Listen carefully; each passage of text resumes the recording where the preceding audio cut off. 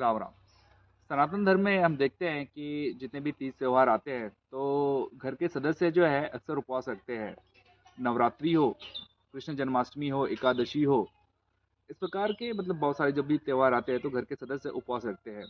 तो उपवास का अगर आध्यात्मिक वे में देखें तो एक तरह से यह भगवान के प्रति हमारे समर्पण को दर्शाता है, हमारी आस्था को दर्शाता है। अगर इसका साइंटिफिक तरीके में देखें, वैज्ञानिक दृष्टिकोण से देखें, तो जब हम उपवास करते हैं तो भोजन के अभाव में शरीर के अंदर के जो सेल्स रहते हैं, जो कोशिकाएं रहती है, वो डैमेज सेल्स को रिपेयर करती है, डैमेज सेल्स को ब्रेक करके उसे आवश्यक ऊर्जा प्राप्त करती है।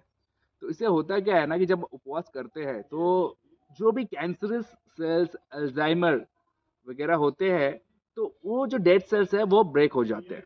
तो इससे हमें विविध प्रकार के रोगों से रोकथाम मिलती है। और निरंतर उपवास करने से जो आयु है मनुष्य की वह लंबी होती है और बुढ़ापा भी उनमें देरी से आता है।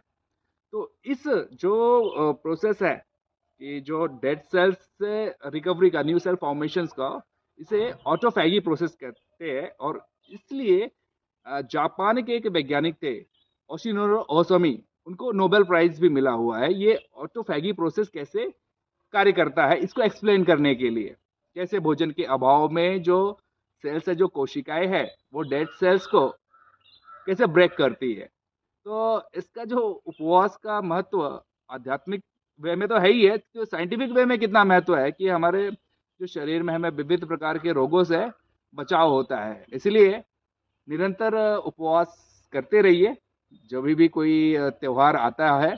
और इससे तो आपको भगवान के प्रति भी आपकी श्रद्धा दिखती है और आपके शरीर का भी फायदा होता है। धन्यवाद। जय सिया राम।